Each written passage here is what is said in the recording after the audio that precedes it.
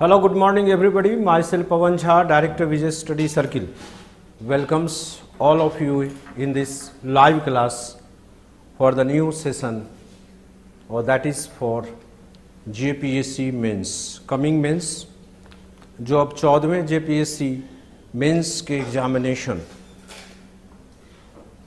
के संबंध में ये मेंस की क्लासेस आज शुरू हो रही हैं।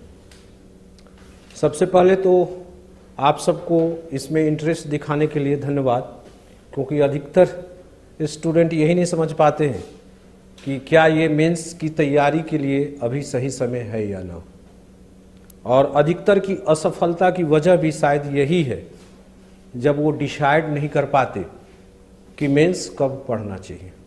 अभी इस माहौल में जबकि एक जेपीएससी एग्ज़ाम मेंस हो चुका है और उसकी इंटरव्यू होगी, अधिकतर स्टूडेंट का ध्यान अभी अगर होगा तो नेक्स्ट पीटी पर होगा, मेंस की कोई सोच ही नहीं सकता। लेकिन बात ऐसा है कि अभी आपके सामने मैं कुछ तथ्य को रखना चाहूँगा और उसके साथ पूरी मेंस सिलेबस डिस्कशन, प्रिपरेशन का सही समय, इन सब पर सारी चर्चा मैं करूँगा। फैक्ट्स में ये रखना चाहता हूँ, पहले यही फैक्ट्स देख लीजिए आप। जो लास्ट एग्ज़ाम 11 to 13 और इससे पहले 7 to 10, ये दोनों एग्ज़ाम्स के पीटी के रिजल्ट और मेंस के बीच में कितना समय मिला। लगभग 7 to 10 में अदालत के हस्तक्षेप के कारण 3.5 महीने का समय मिल गया, लेकिन इस बार अदालती हस्तक्षेप न होने से आप ध्यान रखिए लगभग 2.5 महीने का समय इस बार के मेंस में मिला। तो 2.5 से 3 महीने का समय ही मेंस के लिए मिलता है। तो जो स्टूडेंट इस धारणा पे जाते हैं कि पीटी के रिजल्ट के बाद मेंस की तैयारी करेंगे और जब पीटी क्लियर होगा तभी मेंस पढ़ेंगे, उनको ये समझना चाहिए कि 2.5 महीने में जो हमारा मेंस का सिलेबस है, वो मेंस का सिलेबस किसी भी स्थिति से कंप्लीट नहीं हो सकता। और वो वैसे ही स्टूडेंट हैं जो कि इस 2.5 महीना में जो पॉलिसी अपनाई जाती है कि केवल सेलेक्टेड क्वेश्चंस और टॉपिक पढ़ के जाके अपनी किस्मत आजमाते हैं। यहाँ के स्टूडेंट्स ये समझते हैं कि अगर सारे गेस क्वेश्चंस आ गए तब हम लिख पाएंगे, अगर नहीं आए तो नहीं लिख पाएंगे और तैयारी नहीं हुई। ऐसा मेंस नहीं होता और ऐसा सिलेक्शन और इस तरह से लिखना अनिश्चित होता है। Answer writing development, syllabus complete, ये सब 2.5 महीने में कभी नहीं हो सकता। जिनकी बैकग्राउंड तगड़ी रहती है, पहले अनुभव रहता है, वो तो अपने को कॉप अप कर लेते हैं। बाकी अधिकतर यही देखा गया, जो फर्स्ट टाइमर होते हैं, जो मेंस लिखते हैं, वो असफल होते हैं। तो इसकी वजह वही है कि प्रिपरेशन का सही समय नहीं है। आज हम अगर नेक्स्ट जेपीएससी के लिए तैयारी शुरू कर रहे हैं तो आखिर नेक्स्ट जेपीएससी कब होगी, और उसमें भी मेंस की तैयारी शुरू कर रहे हैं। तो अभी जो माहौल बना है और जिस तरह से पॉजिटिव इंफॉर्मेशंस आ रहे हैं, उसके अनुसार एक चीज तो तय लग रहा है, हर साल ये परीक्षा होगी, एक पीटी और एक मेंस। उस हिसाब से देखा जाए तो संभावित पीटी आपके दिसंबर या जनवरी में हो सकती है। अगर लेट भी होंगे तो कोई फर्क नहीं पड़ता है, मार्च में भी होंगे तो कोई फर्क नहीं पड़ता है इलेक्शन वगैरह के कारण। मेंस निश्चित रूप से मई जून में होंगे। आज से अगर आप समय जोड़िए कि अगला मई जून, तो आपके पास कितना समय है। आज देखिए कि आप जुलाई में प्रवेश कर गए हैं और आपके पास टोटल 10 से 11 महीने का ही समय बचता है। जो मेंस की परफेक्ट तैयारी होती है, मेंस की जो तैयारी होती है, वो ध्यान रखिए, वो फर्स्ट राउंड में पूरे सिलेबस की तैयारी होती है। 1 साल का समय हमें इस कोर्स के साथ चाहिए। पूरी तरह से जग जाहिर है और सब लोग ये मानते हैं, दिल्ली के कोचिंग इंस्टीट्यूट्स भी मानते हैं कि ये यूपीएससी से भी विस्तृत सिलेबस इस जेपीएससी मेंस का है। और उसके लिए आप कितना समय देते हैं? उसके लिए आप समय देते हैं 2 से 2.5 महीना। क्वेश्चन का स्टैंडर्ड भी काफ़ी अच्छा रहता है, प्लस एक गलत प्रवृत्ति भी है जेपीएससी में, क्वेश्चन रिपीट भी किए जाते हैं। ये मुश्किल को और बढ़ा देता है। सामान्यतः कहीं भी क्वेश्चन रिपीट नहीं होते, लेकिन अब तो कंफर्म हो गया इस बार के क्वेश्चन देखने और पिछले बार के कि क्वेश्चन यहां रिपीट भी कर दिए जाते। तो इतना वास्ट सिलेबस और इतने वास्ट सिलेबस के लिए मात्र 2-2.5 महीने का समय कौन सी स्ट्रेटेजी से आप चल रहे हैं? इसका नाम मुख्य परीक्षा है। पीटी एग्जामिनेशन स्क्रीनिंग टेस्ट है और उसका कोई वैल्यू नहीं है फाइनल सिलेक्शन में। केवल इतना है कि वो हमको ग्रीन कार्ड देता है कि आप अगले एग्जाम में आप बैठिए। नहीं तो PT nothing to gain but everything to lose वाली स्थिति है, जिससे कुछ हासिल नहीं होगा। नौकरी होगी मेंस से, इंटरव्यू केवल रैंक देता है, नौकरी नहीं देता वो। अगर 20-25 नंबर इंटरव्यू में ज़्यादा आ गए तो रैंक सुधर जाएगा। लेकिन अगर आप ये सोचते हैं कि मेंस में 60 नंबर पीछे होके और इंटरव्यू के भरोसे निकल जाएंगे, वो कभी नहीं होता है। एक्स्ट्रा ऑर्डिनरी अपवाद छोड़ दे। तो मेंस पढ़ने का यही सही समय है। ये अलग बात है, अब स्टूडेंट पॉइंट ऑफ व्यू से बात करें कि वो क्यों नहीं ऐसा करते हैं। बहुत ज़्यादा गलती स्टूडेंट की भी नहीं है, 2 वजह से। पहली वजह ये कि जेपीएससी का कोई शेड्यूल ही नहीं रहता है कि आखिर वो कब एग्जाम लेगी। 2 से 3 साल पर एक एग्जाम होते हैं, कभी भी फॉर्म निकल जाते हैं, कभी भी एग्जाम हो जाता है। तो इस वजह से वो समझ ही नहीं पाते हैं कि हम मेंस कब पढ़ें। दूसरी वजह अधिकतर स्टूडेंट के साथ ये होती है और उनके फैमिली के साथ ये होती है कि वो मेंस की तैयारी किस ढंग से करें। जैसे उनकी स्थिति मेंस लायक होती नहीं, क्योंकि बहुत सारे स्टूडेंट सेल्फ तैयारी करके भी पास करते हैं। ऐसा नहीं है कि सभी लोग कोचिंग क्लासेस लेते हैं वही पास करते हैं। बहुत सारे स्टूडेंट हैं जो कोचिंग में केवल टेस्ट वगैरह या इंटरव्यू वगैरह इनके लिए ज्वाइन करते हैं, बाकी वो पीटी मेंस खुद करते हैं। आप उस कैटेगरी में हैं कि नहीं, ये तय करना भी बहुत स्टूडेंट के लिए मुश्किल है। वो इसलिए भी मेंस नहीं करते हैं क्योंकि उसकी वजह ये होती है कि जब भी प्रोफेशनल क्लासेस में जाते हैं तो उनको प्रोफेशनल क्लासेस के लिए फाइनेंस की आवश्यकता होती है। वो फाइनेंस उनको गार्जियन से तब मिलता है जब वो आप पीटी पास करके दिखा दें। या स्टूडेंट भी एक बिजनेस की तरह, शेयर की तरह समझते हैं कि कब इन्वेस्ट किया जाए। शेयर अगर अभी पीटी पास कर गए हैं तो शेयर अब उछला हुआ है तो ये इन्वेस्ट कर दो अभी।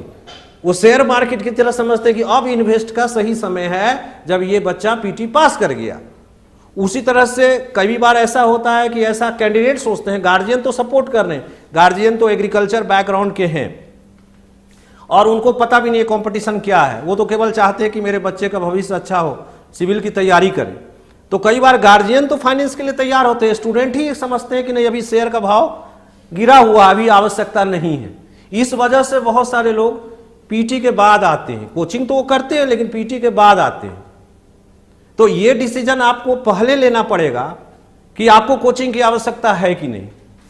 अगर आपको कोचिंग की आवश्यकता है तो मेंस की कोचिंग आपको पहले लेनी चाहिए और ये सही समय है होनी चाहिए। अगर आपको आवश्यकता नहीं है, इट्स ऑल राइट। और आवश्यकता तब नहीं हो सकती जब आपके पास कोई रेगुलर गाइडेंस है, आपका बैकग्राउंड बहुत बढ़िया हो। 90% केसेस में मैं ऐसा नहीं देखता हूं, केवल 10% स्टूडेंट होते हैं जिनके साथ ये स्थिति होती है। लेकिन फाइनेंस एक बहुत बड़ी वजह है कि 5 से 6 साल लोग बर्बाद करते हैं। फाइनली फिर आते हैं, समय गया, फिर कोचिंग करते हैं। तो इसलिए इस एग्जाम की तैयारी में फाइनेंशियल सपोर्ट होना जरूरी है। अगर फाइनेंशियल सपोर्ट आपके पास नहीं है तो पहले उसकी व्यवस्था आपको कर लेनी चाहिए। एक से एक आपके स्टूडेंट हुए हैं जो बहुत ही कमजोर आर्थिक पृष्ठभूमि के हैं, लेकिन फिर भी उन्होंने मैनेज किया क्योंकि उनको पता चल गया कि हमें क्या करना और किस तरह से करना है। तो इसलिए कोचिंग की आवश्यकता है तो है, नहीं है तो नहीं है। और कोचिंग की आवश्यकता है तो पहले क्या पढ़ना चाहिए। देखिए, यूपीएससी की जो तैयारी होती है, यूपीएससी की तैयारी में पहले जो सीरियस कैंडिडेट होते हैं वो पहले मेंस की पढ़ाई करते हैं। वो अगर उनकी बैकग्राउंड सही है तो वो मई जून के आसपास से लेकर के दिसंबर जनवरी तक मेंस की तैयारी करते हैं और उसके बाद अंतिम 4 महीने वो पीटी की तैयारी करते हैं। जिनकी कमजोर बैकग्राउंड होती है, कितना समय लगता है यूपीएससी की तैयारी में, जेपीएससी की तैयारी, ये भी क्वेश्चन होता है नए स्टूडेंट का। तो ये डिपेंड करता है कैंडिडेट के बैकग्राउंड पर। अगर कैंडिडेट का बैकग्राउंड कमजोर है तो 1.5-2 साल लग जाता है उसको तैयारी में। अगर कैंडिडेट का बैकग्राउंड सही है तो वो लगभग साल भर की तैयारी लगती है, जो एवरेज 7 से 8 घंटे स्टडी माना जाए। तो वो फिर मेंस पढ़ करके तब पीटी देते हैं, पीटी का रिजल्ट वेट किए बिना पीटी एग्जाम देने के 1-2 दिन बाद फिर से वो मेंस के रिवीजन में लग जाते हैं, क्योंकि उनका मेंस पूरा तैयार होता है, और अपडेटिंग में लग जाते हैं कि अपडेटिंग करें जो कि करंट इवेंट्स है। तो देखिए कितना समय बचता है। अगर वो पीटी के बाद मेंस की तैयारी में लगेंगे तो असंभव है। वैसा ही कुछ जेपीएससी के साथ है। यहां वैसे कैलेंडर बनाना बड़ा मुश्किल है, क्योंकि जेपीएससी का खुद कोई कैलेंडर नहीं है, तो स्टूडेंट का क्या कैलेंडर रहेगा, इसलिए स्टूडेंट कोई कैलेंडर नहीं बना पाते हैं, समझ गए। और ये कैलेंडर नहीं बनाने के कारण क्या होता है कि जेपीएससी कभी भी फॉर्म निकाल देती है, कभी भी एग्जाम ले लेती है, आप समझ सकते हैं। तो कभी भी एग्जाम ले लेती है, कभी भी फॉर्म निकाल देती है। तो जैसे ही फॉर्म निकालती है तब स्टूडेंट तैयारी शुरू करते हैं। इसलिए देखिएगा इस बार जब पीटी का फॉर्म आया तो बहुत सारे लोगों ने विरोध किया कि 13 दिन में एग्जाम क्यों ले रहा है। फॉर्म भराने के 13 दिन के भीतर उसने एग्जाम लिया। वो 13 दिन में एग्जाम नहीं था, वो 3 साल के बाद एग्जाम था। लेकिन स्टूडेंट क्या बोलते हैं कि 13 दिन में एग्जाम है, क्योंकि आदत क्या हुई थी पीटी के बाद पढ़ते हैं। मैं कुछ कमेंट्स देख लेता हूं। सर इस बार मेंस दिया लेकिन अच्छा नहीं हो पाए, उनके लिए कुछ कीजिए sir. Mains special focus group या बैच बना के इस बार मेंस देने वालों को फ्री गाइडेंस प्रोवाइड कीजिए। लीजिए फ्री गाइडेंस प्रोवाइड कीजिए। उसके बाद दूसरा क्वेश्चन है, एग्जाम में यदि गलती से 1-2 नाम आंसर में उल्लेख हो जाए। अभी आते हैं उस पर। देखिए अभी जो हमारी बैच है वे फ्रेश स्टूडेंट्स के साथ है, और साथ में हम चर्चा कर लेंगे आपके प्रश्नों का भी। तो सीक्वेंस में मुझे जाने दीजिए, क्योंकि अभी बहुत सारे स्टूडेंट को यही नहीं समझ में आ रहा है कि हम मेंस की तैयारी कब करें। उस बात का हम उल्लेख कर रहे हैं कि कब करें, और तब आते हैं कैसे करें, और फिर आते हैं कि जो लोग बार बार दे रहे हैं फिर क्या दिक्कत होती है। तो आपके प्रश्नों का जवाब मैं दूंगा, मुझे सीक्वेंस में जाने दीजिए। तो इन्होंने कहा कि 13 दिन में एग्जाम हो रहा है। 13 दिन में एग्जाम हुआ था। लास्ट पीटी एग्जाम हुआ था 2021 में, और ये एग्जाम हुआ 2024 में। तो 13 दिन कैसे हो गया? वो तो फॉर्म भरना और भराना वो एडमिनिस्ट्रेटिव प्रोसेस, क्योंकि यहां पर एक सिस्टम बन गया था कि फॉर्म आने के बाद लड़के पढ़ते थे। उसी तरह से सिस्टम बना हुआ है कि पीटी के रिजल्ट आने के बाद मेंस पढ़ते हैं, मेंस पढ़ते हैं। और मेंस है आंसर राइटिंग। बचपन से लेकर आज तक अपने गिरबान में झांक के देखिए, बचपन से लेकर आज तक आपने कितना एग्जाम खुद से तैयारी करके दिया है, खुद से लिखा है। हमेशा आपके पीछे एक ट्यूटर रहा जो आपको गाइड या नोट्स रहा आपके पीछे। और जेपीएससी मेंस देने आ रहे हैं, कुछ नहीं आपके पास। बहुतों के पास सिलेबस भी नहीं पता है कि क्या पढ़ना है। अब उसके बाद पलटना शुरू करते हैं कि कुछ है भी भाई, लैंग्वेज भी है इसमें, बता दो। और वो उम्मीद करते हैं कि उसके साथ कंपटीशन हो रहा है जो 10 साल से लगातार तैयारी कर रहा है। वो 3 बार इंटरव्यू देके वापस आया हुआ है, वैसे कैंडिडेट हैं। उसके बाद फिर आंसू बहाते हैं कि मेरा एग्जाम खराब हो गया, ये हो गया, जेपीएससी बेईमानी कर ली। ये सब भी उल्लेख होता है जब रिजल्ट में नहीं आता है। दरअसल अपने गिरबान में झांक के देखे कि आप क्या किए हैं, आपने क्या तैयारी की थी। अगर कोई लड़का पीटी भी पास कर जाता है, जैसे इस बार बहुत पास किए, क्योंकि उसका पीटी का स्ट्रांग होगा, पीटी के नेक्स्ट को उसने पकड़ा होगा, ऑब्जेक्टिव एग्जाम देगा और मेंस में जाकर सरेंडर कर देता है, क्योंकि मेंस में वो कुछ नहीं तैयारी किया। तो इस तरह से अगर आप तैयारी करना चाहते हैं तो असफलता तो सुनिश्चित है, झूठ मूठ का टाइम बर्बाद होता है। तो इसलिए जेपीएससी मेंस अगर हम मान लें कि 2025 में अगर हमें देना है तो आपको साल भर का समय देना होगा। देखिए 1-2 और प्रॉब्लम है यहां पे। 1-2 प्रॉब्लम ये है कि आप जब बेरोजगार रहते हैं, जब आप बेरोजगार हैं तो आपको निश्चित रूप से एक रोजगार चाहिए। अधिकतर लड़के मिडिल और लोअर मिडिल क्लास के होते हैं, जिनके गार्जियन कितना उनको सपोर्ट कर सकते हैं, एक लेवल तक ही ग्रेजुएशन के बाद सपोर्ट कर सकते हैं। तो ऐसी स्थिति में बच्चे भी काफी मैच्योर होते हैं, ऐसा नहीं होता कि मैच्योर नहीं होते। उनको भी लगता है कि हम आखिर गार्जियन पर कितने हम बोझ बनेंगे, इसलिए वो क्या करते हैं कि जितने भी एग्जाम्स आते हैं सबके फॉर्म भरते हैं, तैयारी करते रहते हैं। इस वजह से क्या होता है कि जो एग्जाम सामने दिखता है उसी एग्जाम में लग जाते हैं, और अभी चुपचाप बैठे हुए कि किधर हम जाएं। जेटेट निकल गया, सीजीएल आ गया, सीडीपीओ मेंस देंगे, समझ गए, सहायक आचार्य भी दिया है, और कौन कौन एग्जाम सब एक साथ निकल गया ना। कुछ और भी लोअर लेवल का है, सिपाही वाला सिपाही भी आ गया। इधर उम्मीद है कि कौन सा आप देखिए कि टीचर वाला भी एग्जाम आ जाएगा, मतलब टीजीटी सब निकलने वाला है, क्योंकि सरकार को भी हड़बड़ी है कि इलेक्शन से पहले हम सपोर्ट ले लें। तो अब क्या करें हम, सबका तो फॉर्म भर दिया आपने, तो जेपीएससी तो अभी प्रायोरिटी दिखेगी ही नहीं, चूंकि जेपीएससी तो अभी कुछ निकला ही नहीं, और निकलेगा अभी तो क्या निकलेगा, पीटी। तो पहले तो आपको एक लक्ष्य लेके चलना होगा कि जेपीएससी करना है कि नहीं करना है। अगर आप में 2 गुण है तभी जेपीएससी कीजिए। मैंने कितने लड़कों को अपने इंस्टीट्यूट से भी वापस भेज दिया उनसे बात करने के बाद। अगर ये 2 गुण आप में नहीं है तो आपको जेपीएससी की तैयारी नहीं करनी चाहिए और आपको दूसरे एग्जाम देना चाहिए। उसके बाद अगर सोच पाए तब सबसे पहले आप में एक पेशेंस होना चाहिए। जेपीएससी का एग्जाम दे, पेशेंस और लेबर की कैपेसिटी होनी चाहिए, मेहनत करने की। कोई भी कोचिंग इंस्टीट्यूट, कोई भी टीचर के कारण आप कोई स्टूडेंट पास नहीं करता है। टीचर और कोचिंग इंस्टीट्यूट केवल एक गाइडलाइन प्रोवाइड करते हैं, पास और फेल स्टूडेंट करता है। इसलिए अगर आप में लेबर करने की क्षमता, चूंकि इसका जो सिलेबस है, और लेबर का मतलब ये नहीं कि बहुत सारे स्टूडेंट फॉर्म आया उसके बाद दिन रात एक करके 24 में 18 घंटा पढ़ रहे हैं, उस तरह का लेबर में पता चला एग्जाम के दिन तबीयत खराब, असली दिन। वो लेबर जो कि रेगुलर एक डिसिप्लिन्ड लेबर हो, और 18 घंटा पढ़ने की कोई जरूरत नहीं है। अगर 5-6 घंटे भी रेगुलर पढ़े तो बहुत है। ये कंटिन्यूअस लेबर होना चाहिए। दूसरा, आप में पेशेंस और डेविएशन नहीं होना चाहिए। आप एग्जाम भरिए, आप बेरोजगार हैं तो सारा एग्जाम दीजिए, इसमें कोई शक नहीं। अगर आप एलिजिबल हैं तो एग्जाम दीजिए, लेकिन अगर आप जेपीएससी के लिए बना है तो उसको मेन में रखिए कि एक समय हमेशा ऐसा रखिए जो आप जेपीएससी को निरंतर पढ़ते रहिए। बहुत सारा एग्जाम का जो जीएस पोर्शन है जेपीएससी की तैयारी करने से ही हो जाता है। जीएस अगर आप जेपीएससी लेवल की तैयार कर लेते हैं तो आपका बहुत सारा 3rd ग्रेड का एग्जाम काफी हेल्प करेगा। ये मैं जानता हूं कि कंप्लीट नहीं होगा, तो जो एडिशनल है वो करना होगा, लेकिन जेपीएससी को निरंतर पढ़ते रहिए। और विशेषकर हां, जब एग्जाम एकदम आ जाए उस समय कुछ दिन ब्रेक कर दीजिए, तब ऐसे तैयारी होगा। तो उसमें जेपीएससी का तैयारी का मतलब हम पीटी की तैयारी करें कि हम मेंस की तैयारी करें। देखिए, पीटी की तैयारी तो और जितने भी एग्जाम है सब ऑब्जेक्टिव मोड के हैं। सारे एग्जाम आपके ऑब्जेक्टिव, कोई भी सब्जेक्टिव नहीं है। जो जेएसएससी एग्जाम लेती है सारे ऑब्जेक्टिव मोड के हैं। बाकी जेपीएससी ही जो लेती है वही तो एक सब्जेक्टिव मोड का है। तो पीटी की तैयारी तो आपको हमेशा चलती ही रहती है।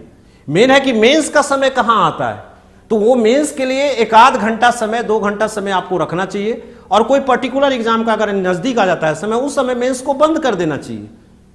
तो इस तरह से आप लॉन्ग टर्म स्ट्रेटेजी बना करके एक स्ट्रेटेजिकल, और एक कौन कर सकता है जिसके पास लेबर की क्षमता हो, जो मेहनत कर सकता है वो कर सकता है, और उसके पास पेशेंस हो। तो यहां 2 वजह से पेशेंस लूज करते हैं। एक टाइम की वजह से पेशेंस लूज करते हैं, दूसरा फाइनेंस की वजह से लूज करते हैं, क्योंकि फाइनेंशियल प्रेशर भी एक बढ़ जाता है जिसके कारण स्टूडेंट डेविएट होता है। तो ये दोनों मजबूती आपको चाहिए। और एक लॉन्ग टर्म स्ट्रेटजी 2-2.5 साल का बना करके चलेंगे तब मानसिक परेशानी नहीं होगी। लेकिन आप खुद अपने मन से डिसाइड कर लेते हैं, किताब में आने, पेपर में आने लगा या कुछ चैनलों पर जल्द आने वाली है वैकेंसी, जल्द रिजल्ट आएगा, जल्द ये होगा, जल्द में एक्सपेक्ट कर लेते हैं कि दिसंबर तक क्लियर हो जाएगा। मान लीजिए दिसंबर तक क्लियर भी हो जाएगा, आप उसमें आएंगे कि नहीं आएंगे इसका गारंटी। इसलिए ध्यान रखिएगा कि पहले मेंस की तैयारी आपको रेगुलर करते रहना चाहिए। रिटेन एबिलिटी डेवलप करने में टाइम लगता है, ऑब्जेक्टिव की तैयारी करने में उतना टाइम लगता है। हाँ, आप एक बिगिनर हैं तो अभी तो आपको पीटी भी भारी लग रहा होगा, या पीटी की आपने गलत स्ट्रेटजी पहले बनाई थी, एग्जाम दिए होंगे। तो आप देखें कि ऐसी स्थिति में आप फेल कर रहे होंगे पीटी, तो वो स्ट्रेटजी की बात है। लेकिन मेंस में आपको रिटेन एबिलिटी डेवलप करने में टाइम देना होगा। इसी को ध्यान में रखकर जो सीरियस कैंडिडेट्स हैं उसी को ध्यान में रखकर हम लोग आज इस बैच को लॉन्च कर रहे हैं। आखिर मेंस ऐसा क्या है कि बहुत के बारे में आप सुनते होंगे ये कि वो पीटी मास्टर है। पीटी मास्टर बार बार पीटी होता है, मेंस ही नहीं होता है। पीटी मास्टर जैसे कोई सर्कस का रिंग मास्टर है वो, कि बार बार पीटी हो रहा है, उसको नाच रहा है, मेंस से नहीं होता है उसका। अब आपने सही सवाल पूछा है कि सर ये तो बता दीजिए मेंस कैसे पढ़े। अब उसी पर आ रही है, तो हमने बैकग्राउंड बताया क्योंकि बहुत सारे स्टूडेंट कंफ्यूज हैं कि अभी मेंस पढ़ने का समय है कि नहीं है।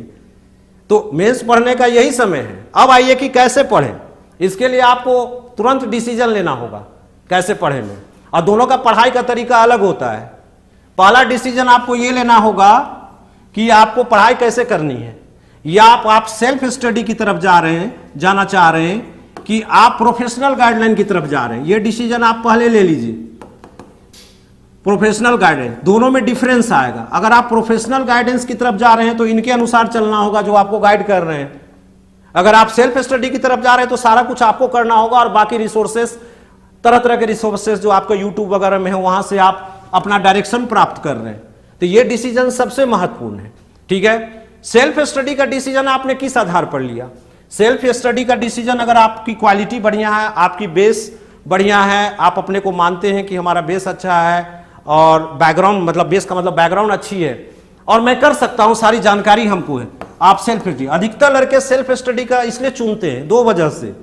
अधिकतर लड़के सेल्फ स्टडी का रास्ता इसलिए चुनते हैं, पहला वजह कि उनके पास समय नहीं होता तो जो उसको कर सके, दूसरा वजह उनके पास फाइनेंस नहीं होता है जो किसी प्रोफेशनल गाइडलाइन की तरफ जाए, और इसी वजह से वो करते हैं ऐसा। उनको जरूरत है लेकिन उनकी मजबूरी है कि वो नहीं कर सकते, प्रोफेशनल गाइडलाइन नहीं जा सकते वो, चूंकि उनके पास समय भी नहीं है, फाइनेंस नहीं है, या फाइनेंस करने का ये सही समय नहीं दिखता है। तो इसलिए ये डिसीजन लेना, अगर आप सेल्फ स्टडी जा रहे हैं कि प्रोफेशनल, ये पहला आपका काम होगा। अब उसके बाद मान के चलिए कि आपने डिसीजन ले लिया, आपने डिसीजन ले लिया कि आप क्या करना चाहते हैं सेल्फ स्टडी। जब सेल्फ स्टडी का डिसीजन आप लेते हैं तो आपको अपने से तैयारी करनी पड़ती है। तो तैयारी कैसे करें? देखिए, स्टेप बाय स्टेप होता है। यहां पर मैं दोनों तरीके बता रहा हूं, जो प्रोफेशनल गाइडलाइन के लिए आएंगे और प्लस जो सेल्फ स्टडी करना चाहते हैं उनके लिए। सबसे पहला स्टेप ये होता है कि कुछ चीजें पीटी और मेंस में कॉमन होती हैं। पीटी और मेंस में कॉमन कितनी होती है? अगर हम परसेंटेज में बांधे तो हम परसेंटेज में बांधे तो इसको हम 30% बोल सकते हैं कॉमन होती है, 70% डिफरेंस है। सबसे बड़ा डिफरेंस तो एटीट्यूड में है, क्योंकि पीटी का सारा क्वेश्चन ऑब्जेक्टिव होता है और मेंस सारा क्या होता है? सब्जेक्टिव। कुछ ऑब्जेक्टिव होता है क्वेश्चन, इसलिए हमने बताया कि हेल्प करता है। न केवल ऑब्जेक्टिव में पीटी हेल्प करता है बल्कि कुछ सब्जेक्ट में भी हेल्प करता है, डिस्क्रिप्टिव में भी। चूंकि मेंस के आंसर में फैक्ट्स का महत्व है और वो अगर टॉपिक कॉमन है, जैसे मान लीजिए प्रेसिडेंट हो गया, पॉलिटी की बात करें, हिस्ट्री की बात करें तो जैसे अकबर हो गया, या इस तरह से मैंने उदाहरण दिया। अगर सिलेबस मैच करेंगे आप, डिटेल सिलेबस तो पीटी का होता नहीं है लेकिन क्वेश्चन होते हैं, तो ऐसे करके कुछ फैक्ट्स हमको प्रोवाइड पीटी की तैयारी से होता है जो मेंस में हेल्पफुल होता है। लेकिन ओवरऑल अगर कोई कहे कि हम पीटी से मेंस हो जाएगा और मेंस से हो जाएगा, जानेंगे मेंस हो जाएगा, तो यह गलत बात है, यह ऐसा नहीं हो सकता। या बहुत सारे स्टूडेंट या इंस्टीट्यूट की पॉलिसी होती है पीटी कम मेंस। ये पीटी कम मेंस क्या होता है? नाश्ता कम खाना। पीटी कम मेंस क्या होता है? पीटी का मतलब पीटी के क्लास में ही मेंस हो जाएगा और मेंस के क्लास में पीटी हो जाएगा। मेंस में झारखंड का इतना विस्तृत सिलेबस है जो पढ़ना है हमको पीटी में। आप देखें कि पीटी में आप जो आपका पब्लिक एडमिनिस्ट्रेशन का सिलेबस है और मेंस का सिलेबस क्या मैच कर रहा है? साइंस मैथ का कैसे आप पढ़ लिए? एंशिएंट मेडिएवल मॉडर्न सिलेबस ही नहीं है पीटी का। तो इस पीटी मेंस का धारणा को तोड़िए। यहां भी फाइनेंस एक इश्यू है, फाइनेंस एक इश्यू है जिसके कारण इस मजबूरी में पढ़ते हैं, क्योंकि ये फीस सस्ता लगता है। पीटी की क्लास अलग होनी चाहिए और मेंस की क्लास अलग होनी चाहिए। तो दिस इज द इशू, ये इशू है। प्रोफेशनलिज्म तैयारी करना है तो प्रोफेशनली तैयारी कीजिए, पूरी तरह से प्रोफेशनली तैयारी कीजिए। आधा अधूरा प्रोफेशनल तैयारी क्यों करते हैं? या तो फिर आपको आवश्यकता नहीं है। कमीशन किसी मजबूर स्टूडेंट का सिलेक्शन नहीं करता है कि वो मजबूर है, टाइम से मजबूर है, फाइनेंस से उसको मतलब नहीं है। आपके पास पहला एसेंशियल गुण होना चाहिए कि आपके पास लेबर की कैपेसिटी होनी चाहिए, आपके पास पेशेंस होना चाहिए। ये दो मूलभूत कैटेगरी किसी भी स्टूडेंट में होगा तभी वो तैयारी करे। उसके बाद ये भी एक एसेंशियल क्वालिफिकेशन में है कि आपको डिसाइड करना है कि गाइडलाइन आपको लेना है या नहीं लेना है, और वो लेना है तो कब लेना है यही समय, नहीं तो नहीं लेना है। क्लियर? आप क्लियर रहिए। आप यहां पर कोई मजबूरी आके बाधा कर रही है, अलग बात है। तो अब आप आइए कि जैसे मैंने कहा कि सिमिलरिटी, अब तैयारी का अलग अलग दिशा में जाते हैं। अब अगला स्टेप होना चाहिए कि हमारे पास सिलेबस होना चाहिए। मैं एक नए स्टूडेंट की तरफ से बता रहा हूं आप में से मैं जानता हूं कि बहुत सारे स्टूडेंट ऐसे हैं जो कि एग्जाम दे चुके हैं, उनको सिलेबस रटा हुआ है और सब कुछ जानते हैं, लेकिन हम शुरुआत वैसे स्टूडेंट के लिए बता रहे हैं, सीढ़ी चढ़ रहे हैं, जो कि आज एक फ्रेश शुरू कर रहा है। तो आपके पास एक सिलेबस होना चाहिए। इस सिलेबस को अगर आप देखिएगा, मेंस की बात कीजिए आप, तो इस सिलेबस में पहले चीजों को जानिए कि इस सिलेबस में वैल्यू क्या है मेंस का और कैसे हम सेलेक्ट होंगे, इस पर आइए। ये सिलेबस देखिएगा तो पूरा मेंस एग्जाम 1050 मार्क्स का है, 1050 मार्क्स का है, लेकिन इसमें से 100 मार्क्स माइनस कर दीजिए, क्योंकि टोटल 6 पेपर है। पेपर 1 जो है हिंदी इंग्लिश है, तो हिंदी इंग्लिश का मार्क्स नहीं ऐड होगा, इसको माइनस कर दीजिए। 6th जेपीएससी के बाद ये नियमावली बन गई है 7th जेपीएससी से, अब तो फिर नई नियमावली बनी कि हिंदी इंग्लिश का मार्क्स ऐड नहीं होगा। तो इसके बाद ऐड होता है पेपर 2, 3, 4, 5 और 6। ये 2 तो है लैंग्वेज, एकमात्र जो ऑप्शन जो आपको चुनना होता है कौन लैंग्वेज ले, और इसका वैल्यू होता है 150 मार्क्स। बाकी 3 में है हिस्ट्री और ज्योग्राफी, 200 मार्क्स के, 100 मार्क्स के हिस्ट्री और ज्योग्राफी। मैं बहुत संक्षेप में बता रहा हूं क्योंकि आप सबको पता ही है, नहीं पता होगा तो सिलेबस देख लीजिएगा। पेपर 4 भी 200 मार्क्स का है, पीए, और उससे पहले है पॉलिटी। पेपर 5 को अगर संक्षिप्त में लिखे तो इकोनॉमी है, ये भी 200 मार्क्स का है, और पेपर 6 है साइंस एंड टेक्नोलॉजी, ये भी 200 है। तो 200 मार्क्स के 4 पेपर हो गए 800, और 150 का लैंग्वेज, यही हमारा मेन है। तो ये सिलेबस सब डिटेल दिया हुआ है, पीटी की तरह नहीं है कि इसमें सिलेबस कुछ बताना है। अब रहा कि तैयारी कैसे करें, आप बार बार ये पूछ रहे हैं कि तैयारी कैसे करें, तो पहला तो डिसीजन आपने ले लिया कि क्या करना है, तो तैयारी का ही ये पार्ट है कि आप सिलेबस ले लीजिए, पहला तैयारी का स्टेप है। उसके बाद अब सिलेबस तो मेरे पास आ गया, अब क्या करना है। अगर आप सेल्फ तैयारी कर रहे हैं, सेल्फ, तो अब आप जुगाड़ कीजिए। नंबर 1 जुगाड़ क्या करना है आपको कि इस सिलेबस से अब तक 3 एग्जाम, अब तो 3 एग्जाम हो गए, इस सिलेबस से 3 एग्जाम हो गए, तो 6th जेपीएससी, 7 to 10 और 11 to 13, 3 एग्जाम हो गए। इन तीनों का क्वेश्चन बैंक लीजिए, आप क्वेश्चन पेपर लीजिए, आप अगर सेल्फ स्टडी कर रहे हैं, और तीनों को पेपर वाइज आप एनालिसिस कीजिए कि इस तरह से क्वेश्चन पूछे जा रहे हैं। खाली देखिए आप कहां से क्वेश्चन पूछे जा रहे हैं और किस तरह के क्वेश्चन पूछे जा रहे हैं। ये सेकेंड स्टेज हो गया कि आपने अब क्वेश्चन मैच किया, ठीक है। अब आप रेलिवेंट मटेरियल को जुटाइए। रेलिवेंट मटेरियल का मतलब क्या है? रेलिवेंट मटेरियल का मतलब यह है कि जो टॉपिक्स उसमें दिए हुए, मान लीजिए पेपर 3 में दिया हुआ है, पेपर 4 में दिया हुआ है, 5 में और 6 में दिया गया है।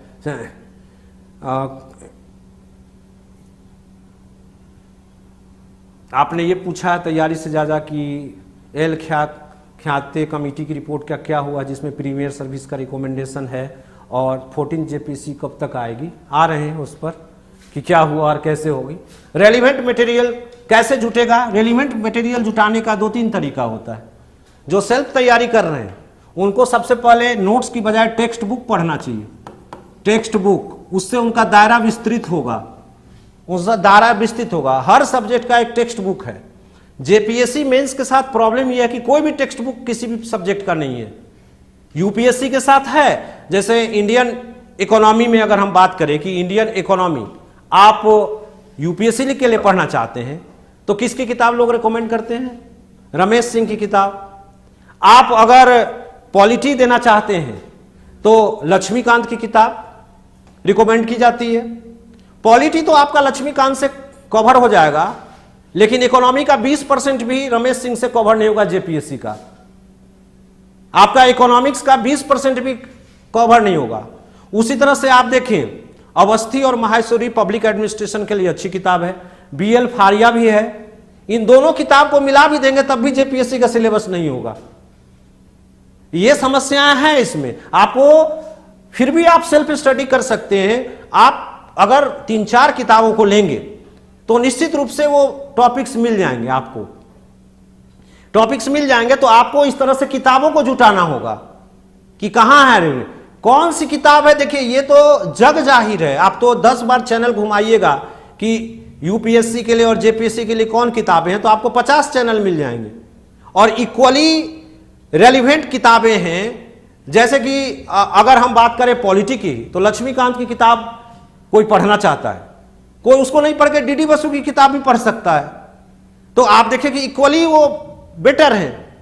तो इसलिए किताबों की कमी नहीं, हिस्ट्री में तो भरमार है, लेकिन सबसे बेस्ट जो होता है, जो आप पीटी में यूज करते हैं, पीटी के लिए वो एनसीईआरटी यूज करते हैं, तो आपको एनसीईआरटी मेंस के लिए भी उपयोगी है। तो आपको एनसीईआरटी बेस बनाने से पीटी में भी लाभ होगा और आपको मेंस में भी लाभ होगा, पीटी मेंस दोनों में लाभ होगा। वैसे स्टूडेंट जो सेल्फ स्टडी की तरफ जा रहे हैं, जो सिलेबस में उसके एनसीईआरटी हम किस स्टैंडर्ड को लें, यह डिपेंड करता है कि आपका स्टैंडर्ड क्या है। आपका स्टैंडर्ड अगर ठीक ठाक है तो आप 10वीं 11वीं और 12वीं की लीजिए, लेकिन किसी सब्जेक्ट में आपका स्टैंडर्ड अगर डाउन है तो आप फिर डाउन जाइए, 8th से लीजिए। बहुत सारे चैनल्स पर ये रिकमेंड है 6th से एनसीईआरटी पढ़ो, 6th से एनसीईआरटी सब चीज पढ़ो, उसमें बच्चा जैसा पढ़ रहे हो तुम कि पर्यावरण किसको कहते हैं, क्या है, ये है, क्या जरूरत है उसको पढ़ने की अगर वो सेक्शन मेरा सही है। हर का क्यों पढ़ें? अब उसको कहते कि पहला क्लास से पढ़ो तो और बढ़िया है, पहला क्लास का ले आओ, उससे पढ़ो तो तुम्हारा बेस और क्या हो जाएगा, मजबूत हो जाएगा। उसको करने की क्या आवश्यकता है आपको? किसी सेक्शन में आपका अगर कमजोर है तो आप डाउन जाइए, बाकी बेस तो 10th 11th 12th है। तो ये बेस्ट है सेल्फ स्टडी वालों को। प्लस भले जेपीएससी में करंट नहीं है, लेकिन करंट इवेंट्स के लिए आपके पास अखबार एक सोर्स है, प्लस इकोनॉमिक सर्वे मार्च में आती है, हर साल मार्च में। तो इकोनॉमिक सर्वे लोकल के लिए झारखंड इकोनॉमिक सर्वे और नेशनल लेवल पर भी इकोनॉमिक सर्वे, ये आपको करंट प्लस इकोनॉमी अपडेट करते रहता है। तो ये आपको सेल्फ स्टडी के लिए बेस है जहां से आप तैयारी कर सकते हैं। सबसे ज्यादा दिक्कत आपको सेल्फ स्टडी में साइंस में आएगी, एक इकोनॉमी में भी आती है और साइंस में भी आती है। साइंस का जो हमारा सिलेबस है उसके लिए अगर आप मुझे कोई एक किताब, या हमारे जो एक्सपर्ट हैं साइंस के उनसे मैं पूछता हूं कि कोई एक किताब बताइए, वो भी बताने में असमर्थ है। तो फिर कैसे पढ़ा रहे हैं वो? उन्होंने कहा कि हम जो पढ़ा रहे हैं बहुत सारे किताबों को कट पेस्ट करके देख रहे हैं, प्लस हम ऑनलाइन यूज करते हैं। अब आपको बोल दें ऑनलाइन यूज कीजिए, तो ऑनलाइन में भी एक से एक घटिया ऑनलाइन है और उसको स्पॉन्सर्ड करके नंबर 1 में लिखा हुआ है कि बेस्ट मटेरियल, और सबसे वर्स्ट मटेरियल उसी का है। तो इसलिए ऑनलाइन यूज करना भी एक कला है। आप सब चीज ऑनलाइन यूज कर सकते हैं, उसके लिए आपको कला होनी चाहिए, लेकिन ऑप्शन नहीं है आपके पास। एनसीईआरटी प्लस ऑनलाइन, यही साइंस में आप यूज कर सकते हैं। बाकी जनरल किताबें, जैसे हिंदी मीडियम के स्टूडेंट्स हैं, भारती भवन सीरीज की भी किताबें जो है महत्वपूर्ण है। भारती भवन की किताबें भी आप साइंस में यूज कर सकते हैं, लेकिन सारा टॉपिक किसी का कवर नहीं होगा। तो यहां पर मैंने बताया आपको सेल्फ स्टडी के लिए। अब जो लोग अपने से स्टडी नहीं हो पाता है, उनको आवश्यकता लगती है, वो लोग अपने से स्टडी नहीं हो पाता है, वो फिर प्रोफेशनल गाइडलाइन की तरफ जाते हैं। तो आखिर कोचिंग में क्या एडवांटेज होता है कोचिंग करने से? जहां जहां आपको दिक्कत होती है, जो सही कोचिंग हो, तब यह सिलेक्शन करना भी जरूरी होता है कि सही गाइडलाइन और सही कोचिंग हो। जहां जहां आपको दिक्कत होती है तो आपका वो गाइड मार्गदर्शक है जो आपके दिक्कत को दूर करता है, और अपने अनुभव से गाइड को पता होता है कि स्टूडेंट को कहां कहां दिक्कत हो सकती है। तो पहली दिक्कत तो ये है, जैसे मान लीजिए आप किताब भी जमा कर लिए, आप जुटा लिए किताब को, तो अब आप आइए कि उस किताब में तो पूरा टॉपिक दिया हुआ है और वहां पर हमारा जो आता है क्वेश्चन आता है। अब 1000 वर्ड में कोई टॉपिक लिखा हुआ है, सेल डिवीजन, कोशिका विभाजन। अब वहां पर हम 1000 वर्ड लिख ही नहीं सकते हैं, उतना हमारे पास समय नहीं है, क्योंकि यहां पर जो क्वेश्चन होते हैं वो साइंस में 32 मार्क्स के होते हैं, और 32 मार्क्स के क्वेश्चन लिखने के लिए आपके पास समय कितना दे रहा है, वो अगर एवरेज निकालिए तो 22 से 24 मिनट का समय मिल रहा है। तो 1000 वर्ड लिख पाएंगे क्या? क्या चीज हम लिखें? तो पहला एडवांटेज जो गाइड से होता है और टीचर से प्रोफेशनल होता है कि आपको लिखने का तरीका पता चलता है, क्या लिखना है, रेलिवेंट क्या है। यह सबसे बड़ा एडवांटेज होता है। दूसरा, जैसे मैंने बताया कि आप सेल्फ स्टडी कीजिए किताबों से, प्लस नेट का यूज कीजिए। अब आप जो कलेक्ट कर रहे हैं मटेरियल, वो रेलिवेंट है कि नहीं, वो रेलिवेंट मटेरियल है कि नहीं, ये भी तो एक टीचर और गाइड ही बता सकता है कि वो सही है कि नहीं है, क्योंकि आप तो एक बिगिनर हैं, आपको जानकारी नहीं है कि क्या करना है, क्या चीज इसमें रेलिवेंट है, वो चूज कौन करेगा। इसलिए रेलिवेंट मटेरियल सीक्वेंस में एक साथ, ये तो फिर हमको इंस्टीट्यूट में ही प्रोवाइड होता है या जो गाइड प्रोवाइड करता है हमें, तो ये मटेरियल कलेक्ट करने यानी हमारा समय बच रहा है।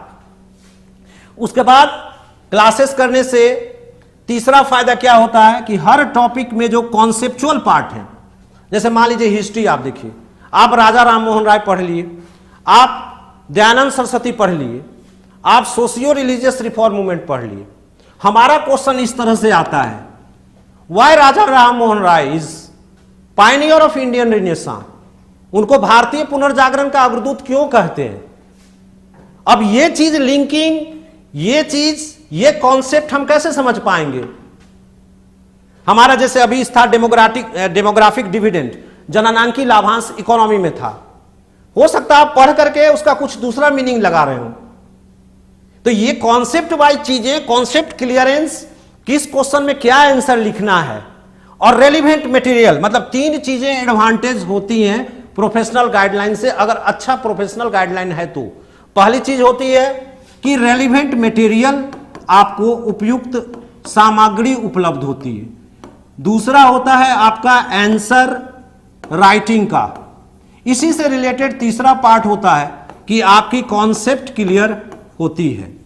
और पहली बार में जब साल भर पहले तैयारी आप शुरू करेंगे तो एक स्टूडेंट को कोई गेस नहीं पढ़ना चाहिए। झारखंड के स्टूडेंट हमेशा गेस में ही पढ़ते रहते हैं, हमेशा मेन रोड छोड़ करके वो गली वाले से निकलना चाहते हैं, और इनको पता नहीं कि गली में जब जाम लगता है तो छूटता भी नहीं है, मेन रोड वाला निकल जाता है। अभी गेस पढ़ने की क्या जरूरत है, जिस तरह से क्वेश्चन आ रहे हैं।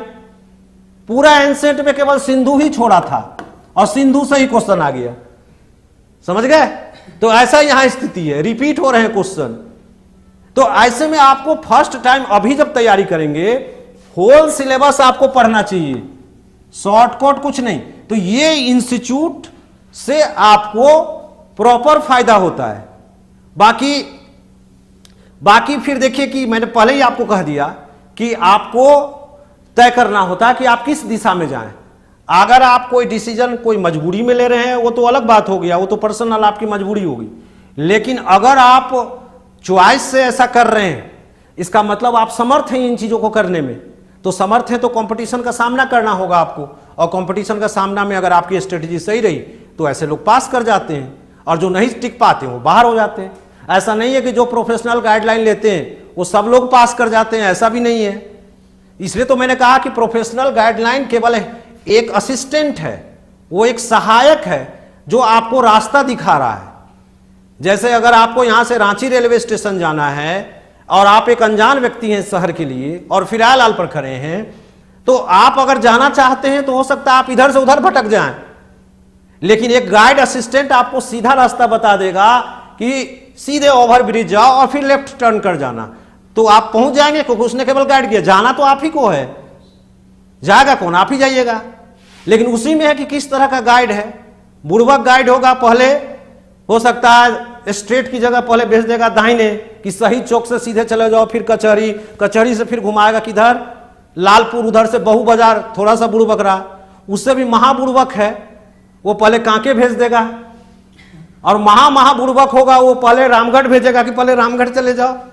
तो इसलिए गाइड जिसको चुन रहे हैं आप, तो गाइड चुनने में क्या मानक, आप किसी कोचिंग इंस्टीट्यूट का सिलेक्शन किस आधार पर करेंगे, यही पर रॉन्ग फुट होता है।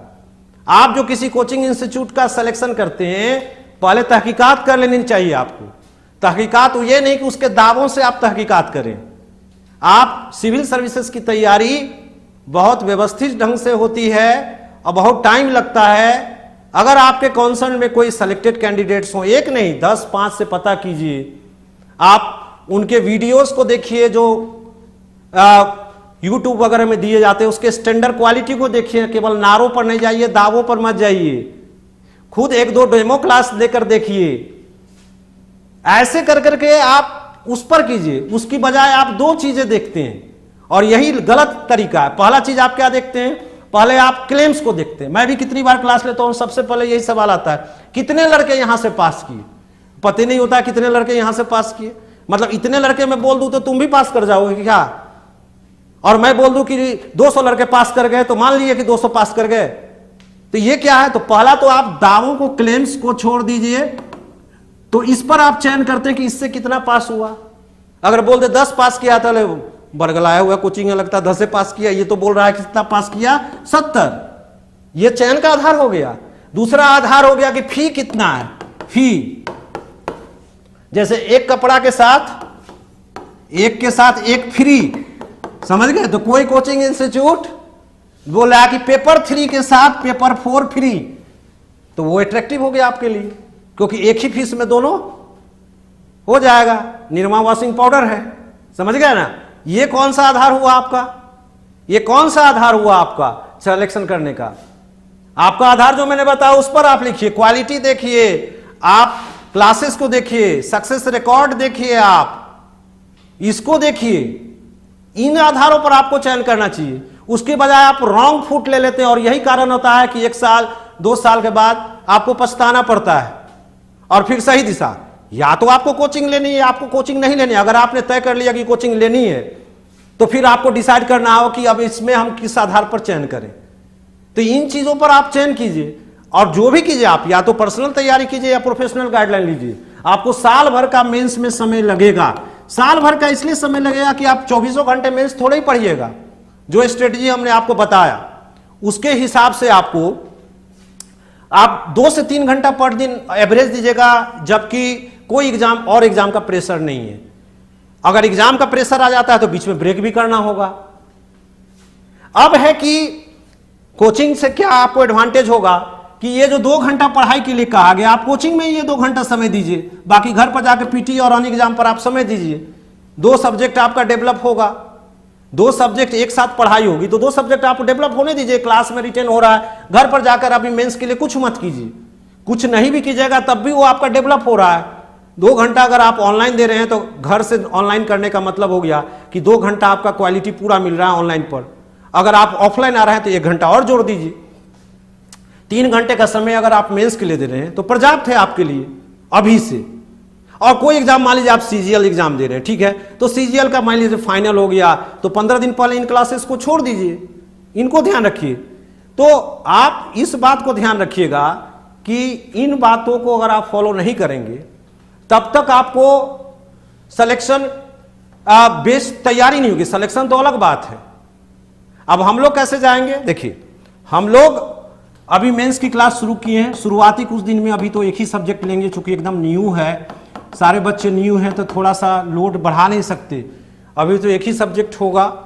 उस सब्जेक्ट को शुरू करने के बाद धीरे धीरे देखेंगे कि अब लोग एडजस्ट कर गए हैं बैच में, तो एक सब्जेक्ट इसमें और जोड़ देंगे।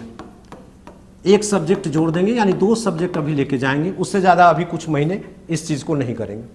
और फिर आवश्यकता के अनुसार जब पीटी हो जाएगी तो 3 से 4 सब्जेक्ट भी हम लोग साथ में करेंगे। तो इसलिए धीरे धीरे करके हम लोग आगे बढ़ेंगे। अब जैसे कई बातें होती हैं जो कि खुद से समझ में नहीं आती, जैसे आपको बताएं, मान लीजिए हम अभी हिस्ट्री शुरू करने जा रहे हैं।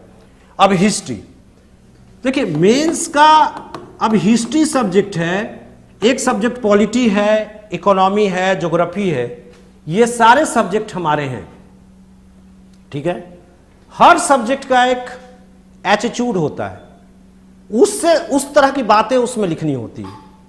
जैसे हिस्ट्री की बात करें तो हिस्ट्री सब्जेक्ट का कोई भी स्टूडेंट अगर आंसर लिखेगा तो इकोनॉमी और ज्योग्राफी या साइंस जैसा वो नहीं लिख सकता, क्योंकि इकोनॉमी में हमको आंकड़े देने पड़ते हैं, डाटा देना पड़ता है। ज्योग्राफी में हमको मैप का सहारा, सब सब्जेक्ट का अपना अपना खूबी है। साइंस में भी हमको डायग्राम के सहारे लेने पड़ते हैं। हिस्ट्री का जो कहानी, स्टोरी या हिस्ट्री का जो लिखने का तरीका होता है, इसमें बहुत ज्यादा हम आंकड़े हमारे पास हैं नहीं, डायग्राम की गुंजाइश नहीं है। ऐसे नहीं लिखा। हिस्ट्री तथ्य आधारित होता है, फैक्ट, और फैक्ट के साथ साथ हिस्ट्री में इवैल्यूएशन होता है, मूल्यांकन उन चीजों को देना होता है। जैसे कि मान लीजिए फैक्ट है, हम पल्लव पल्लव कला को पढ़ रहे हैं, हमारा फैक्ट है पल्लव कला। तो पल्लव कला अगर हम पढ़ रहे हैं तो पल्लव कला के बारे में 4 राजाओं के नाम पर 4 शैलियां हैं, सब बता दिए आप, सब आपने बता दिया कि ये शैली है, महेंद्र वर्मन शैली है, जो मंडप शैली है, फिर रथ शैली है, रासिंग शैली है, ये सब आपने बता दिया। ये हो गया फैक्ट्स। अब इसमें इवैल्यूएशन क्या है, इसमें और एडिशनल क्या चीजें हैं जो हम डाल सकते थे, हैं यही अधिकतर लड़के नहीं करते हैं, जो हिस्ट्री में भी एक ही सोर्स पढ़ करके नंबर नहीं आते। जैसे कला का आपने केवल ये वर्णन किया कि ये मिले हैं, कला का आपने इनर वर्णन नहीं किया। जैसे मंडप शैली आपने लिखा, मंडप स्टाइल, इसका अंदर वर्णन कीजिए, किस तरह के मंडप हैं।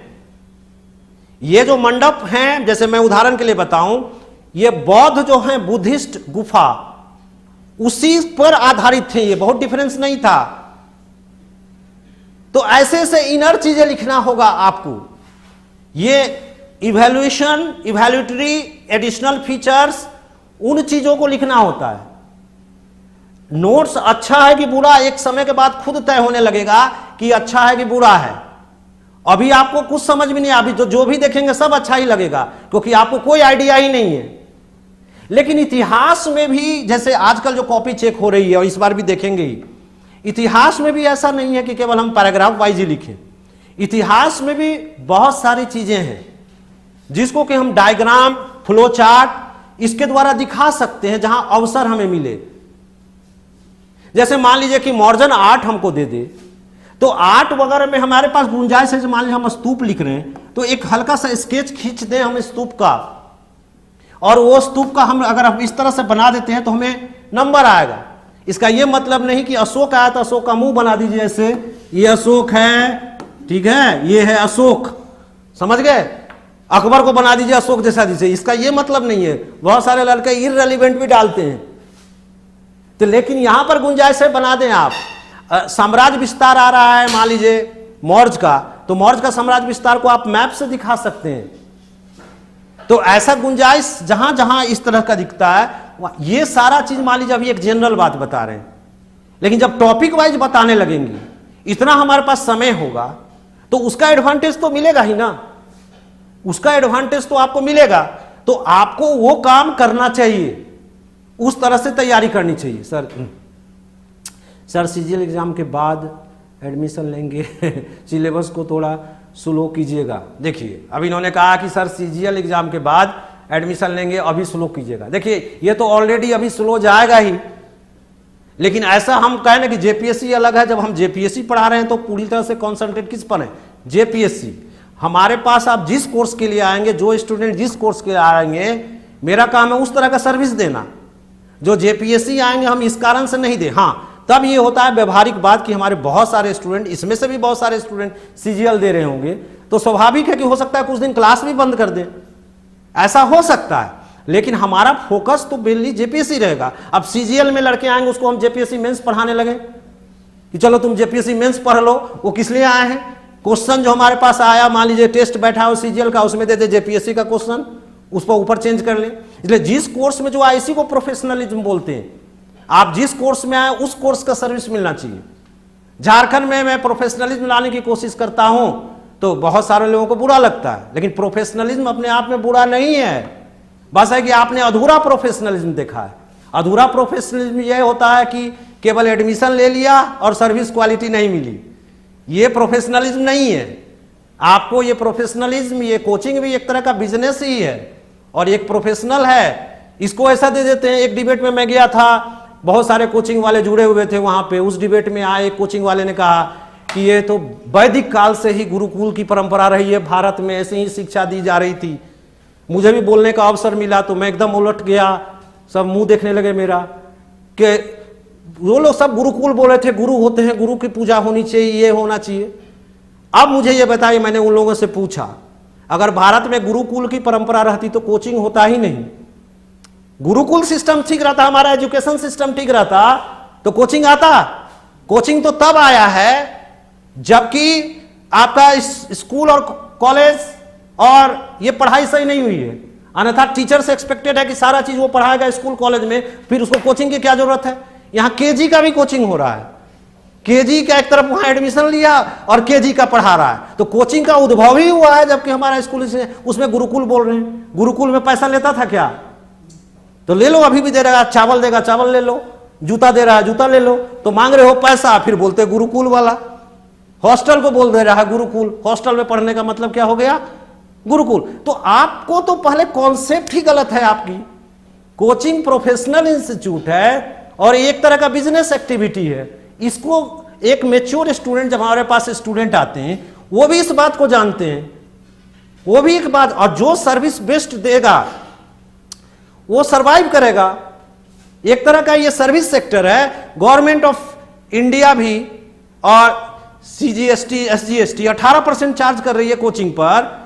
किस कैटेगरी में? सर्विस चार्ज है वो। तो ये तो सर्विस है कि बिजनेस ही है।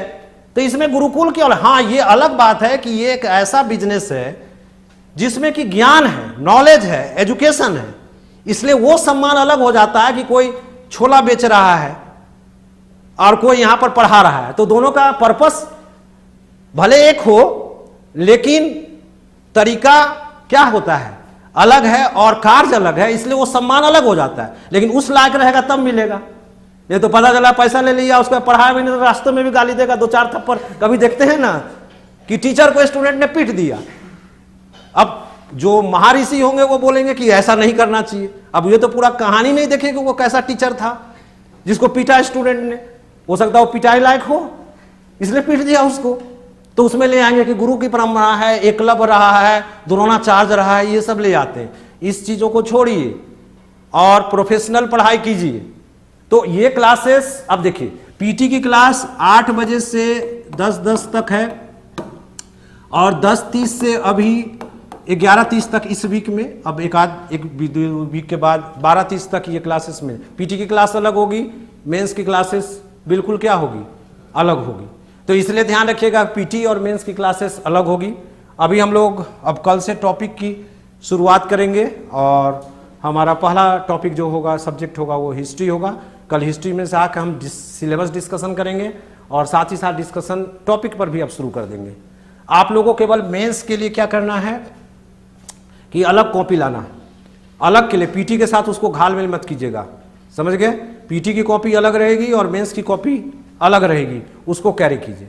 उसके बाद साथ में क्या रखना, जैसा कि मैंने कहा कि अभी कुछ मत रखिए।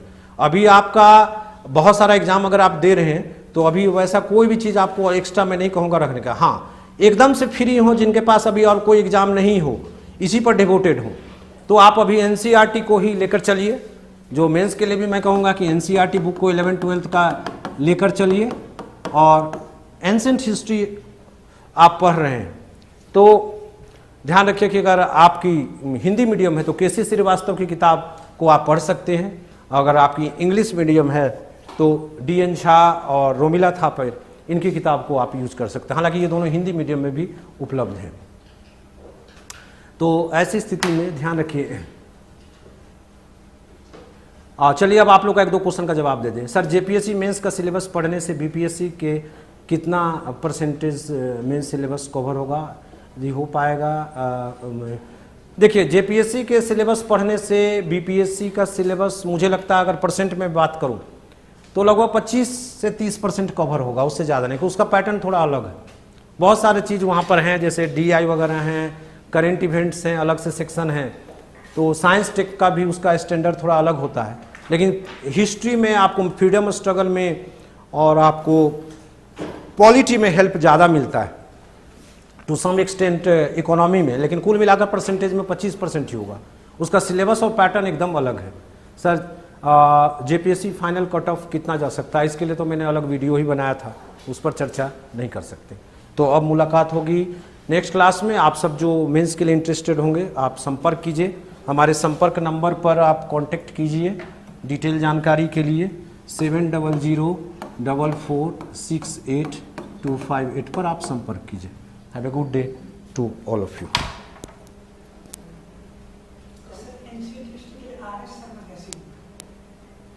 एक मिनट।